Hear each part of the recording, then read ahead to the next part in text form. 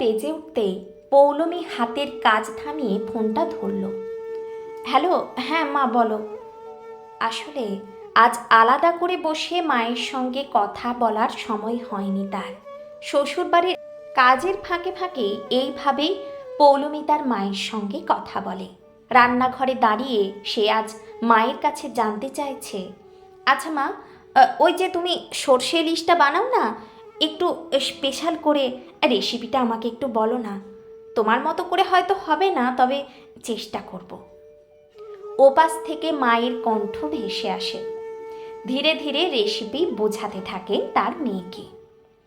পৌলমী কাজ করতে করতেই মন দিয়ে শুনছে। এমন সময় ঘরের ভেতর থেকে চারুলতা দেবীর গলা। এই যে, সারাদিন কি শুধু মায়ের সঙ্গে গল্প করলেই চলবে? কতক্ষণ ধরে তোমাকে বলছি পুজোর বাসনগুলো গোছাওনি কেন? গোপালের কাঁচা সোয়েটারটা কোথায় রেখেছো? পান চিবোতে চিবোতে গজগজ করতেই থাকেন তিনি।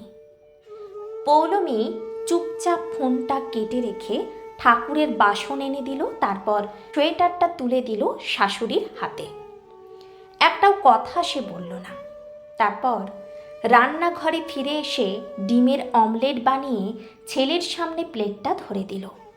ওভেনে বসালো চিড়ের পোলাও। রনি টিফিন নিয়ে যাবে অফিসে। হালকা আঁচে পোলাও নাড়তে নাড়তে আবার রুটির ব্যবস্থা করছে। সব কিছু একাই সামলাতে হয় পৌলমীকে। ছেলের স্কুল গাড়ির সময়, স্বামীর অফিস, সব কিছু মাথায় রেখেই চলতে হয় তাকে।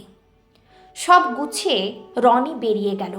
ছেলেকে স্কুল গাড়িতে দিয়ে এসে একটু নিঃশ্বাস ফেলল পৌলমী। তারপর ধীরে ধীরে গেল শাশুড়ির ঘরে। চারুলতা দেবী মুখ তুলে তাকালেন। পৌলমী বলল, আচ্ছা মা, আমি যখন মায়ের সঙ্গে কথা বলি তখন আপনার এত রাগ হয় কেন বলতে পারবেন? আপনিও তো আপনার মেয়ের সঙ্গে কথা বলেন, তখন তো কই আমি কিছু বলি না, বরং চুপচাপ সব শুনি।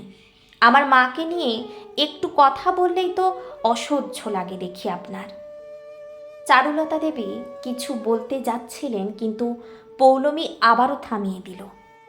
আপনিও তো একজন মেয়ের মা, তাহলে নিজেকে একবার আমার মায়ের জায়গাটায় বসিয়ে দেখুন, ভালোভাবে বুঝতে পারবেন।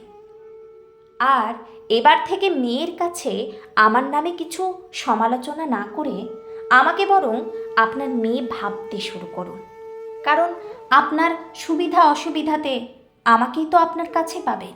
আপনার মেয়ে কিন্তু শ্বশুরবাড়ি থেকে এসে আপনাকে কোনো হেল্প করবে না। ঘরে নীরবতা নেমে এলো। চারুলতা দেবী ধীরে ধীরে চোখ নামালেন।